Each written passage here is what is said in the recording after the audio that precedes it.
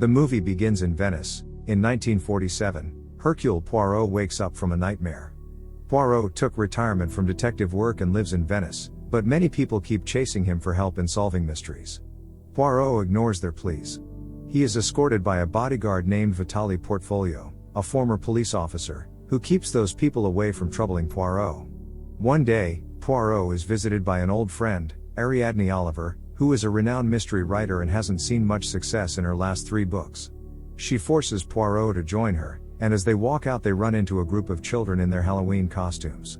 Ariadne then invites Poirot to attend a Halloween party at a palazzo of former opera singer Rowena Drake, and following that there will be a seance performed by renowned medium Joyce Reynolds. Ariadne finds her astonishing as once she attended Joyce's seance and mysterious things started to happen. Poirot believes those were tricks. Since Ariadne can't figure out the tricks, she asks his help to solve the mystery.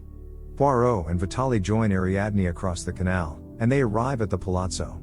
As a group of children gathered inside, they were told a story of how the palazzo used to be an orphanage, where the doctors and nurses took good care of the children, until they were attacked by the plague. The doctors and nurses get scared and abandon the children and lock them inside to die, leading to the belief that the spirits of the children haunt the palazzo, and they want more kids to join them, so they take revenge on the doctors and nurses. The victims of children's vendetta are marked with a slash on them as a sign. Soon the party begins, and all the kids run around the house. One of the kids is Leopold, who is taken care of by the housemaid, Olga Semenov. She tells him to join the party with other kids, but he prefers to read the book. The host Rowena enters the hall, and finds a distressed girl near a balcony. She quickly goes to the girl to comfort her. Poirot and Ariadne notice Rowena. They wonder why Rowena lives there and where did all her money went. Ariadne mentions that Rowena lost her daughter Alicia, which is believed to be a suicide after she fell from the balcony.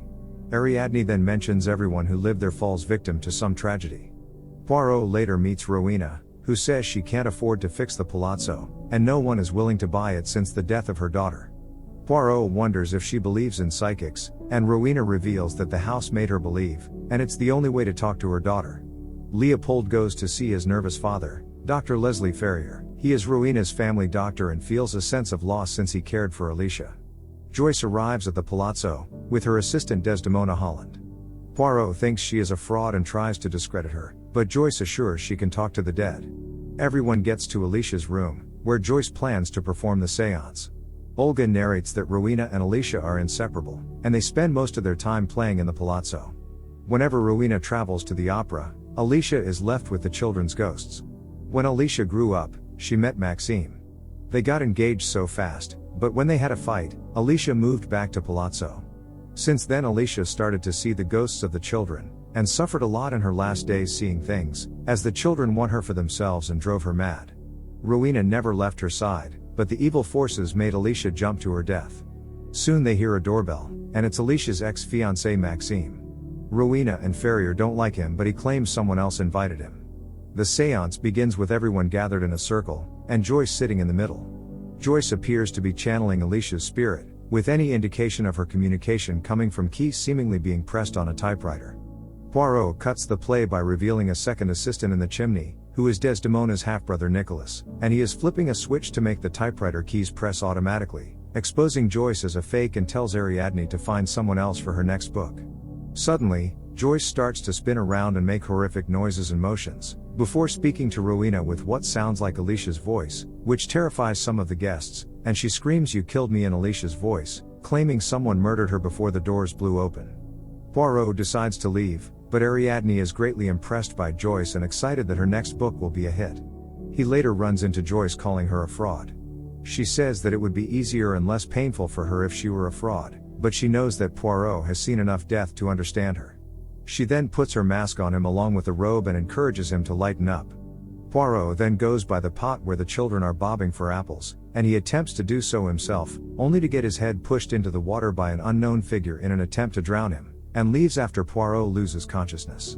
He is found by Vitale and wakes a moment later.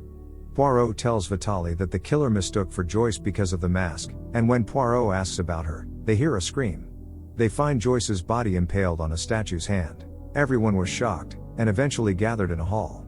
Vitale calls the police station to inform the incident, while Rowena offers some tea to Poirot. A storm begins outside, flooding the canals and nobody can leave the palazzo. The guests begin to panic and grow paranoid, thinking that there might be an unnatural force that killed Joyce, as she served as a nurse in the army and became a victim of children's vendetta. Poirot locks everyone inside as he suspects that one of them is the murderer. Poirot brings Ariadne with him to begin to interview the suspects. They run into Rowena, who says she was in the music room at the time of the murder. When Poirot asks what's on upstairs, Rowena takes them to their secret garden and reveals it's Alicia's favorite place and they used to make honey. Rowena also reveals that Maxime called off the engagement with Alicia after knowing they were not as rich as he thought, and Alicia was heartbroken, but things got worse when she got sick. Poirot and Ariadne start questioning Olga, who confirms that she was in the music room with Rowena at the time of the murder. Poirot then hears a child singing and sees something strange that isn't real. Poirot and Ariadne then meet Dr. Ferrier, who suffers from PTSD and is haunted by his time at the liberation of Bergen-Belsen due to his guilt over not being able to save the victims of that time. He says that his taking on Alicia was a favor to Rowena because he was in love with Rowena. Poirot excuses himself to go to the bathroom, where he believes he sees Alicia's ghost in the mirror behind him. He finds Leopold outside, who tells him he is jumpy like Dr. Ferrier, and the boy claims to hear the voices of the ghost children. Poirot and Ariadne then interview Nicholas and Desdemona separately to get unbiased accounts. They give their accounts of the evening, as well as their history of being Hungary refugees trying to make it to America. Poirot also learns that the siblings stole from Joyce and were possibly threatened by her, and they are enduring it until they find their way to get to America and start over. Poirot accuses they have grown impatient and killed Joyce. Desdemona then attempts to make a run for it after punching Vitali, but Olga trips her and knocks her down. The phone in the foyer begins to ring, but when Poirot and Vitali answer, there is nobody on the other end. Poirot then appears to see one of the ghost children, until Ariadne calls him and he finds nobody after turning his head back. He also thinks he hears the sound of a child singing, which Leopold also claims to hear. Poirot thinks it is coming from the basement, but Rowena says there is no basement in the house. But Poirot finds a hidden door, and finds the word Dottore written on the wall, further alluding to the children's vendetta. Dr. Ferrier begins to have a panic attack, and when Maxime tells him to keep it together, they get into a fight until Ferrier almost kills Maxime before Leopold calms him down. Ferrier goes to lie down in the music room and is locked inside, with Poirot having the only key. Poirot and Ariadne then speak to Maxime, who is half of a ripped picture of Alicia. He claims he had to break off his engagement to her because Rowena did not approve of him, and Alicia seemed desperate to keep her mother happy. Poirot inspects the invitation that Maxime received, decoding the word apple from it. When Ariadne showed up at his home, she brought an apple with her. Poirot confronts her and Vitali, saying he has figured out that they conspired with Joyce to bring him to the palazzo. Vitali was the officer who pulled Alicia out of the canal and investigated her death, so he knew the ins and outs of the palazzo, while Ariadne was hoping to use the seance and Poirot's inability to solve it as the basis for her new story. Ariadne admits to him that she needed a good news story after a string of flops. Desdemona then bursts in and tells Poirot to hurry with the key. The group finds Ferrier dead with a knife in his back. Leopold is devastated at the sight. After the group disperses, Olga talks to Poirot and says that Rowena was always by Alicia's side before her death, but before that, Olga heard voices coming from her room. Poirot then looks at photos of Alicia and notices one of her as a little girl, the same little girl he thought he saw in the house earlier.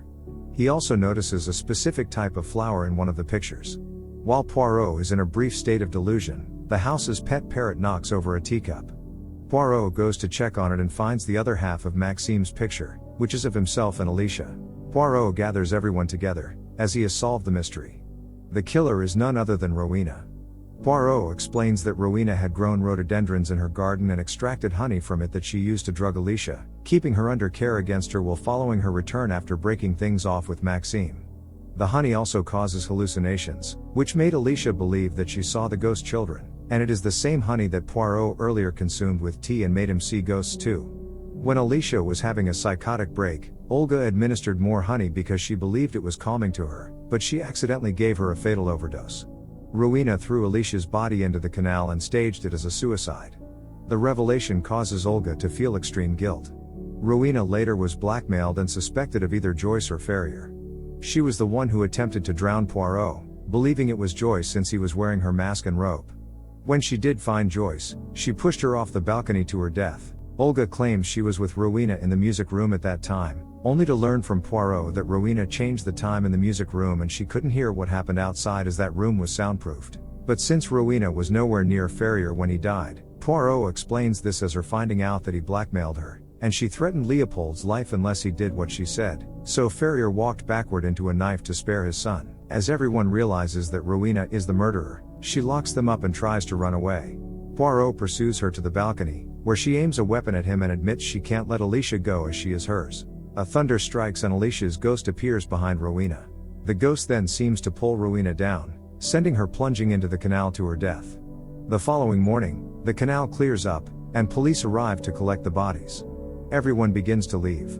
Olga decides to raise Leopold, and Poirot reveals that Leopold was the blackmailer as he deduced from his father's notes and a book he read that Rowena poisoned Alicia. He had been trying to support his father by using the money he got from Rowena.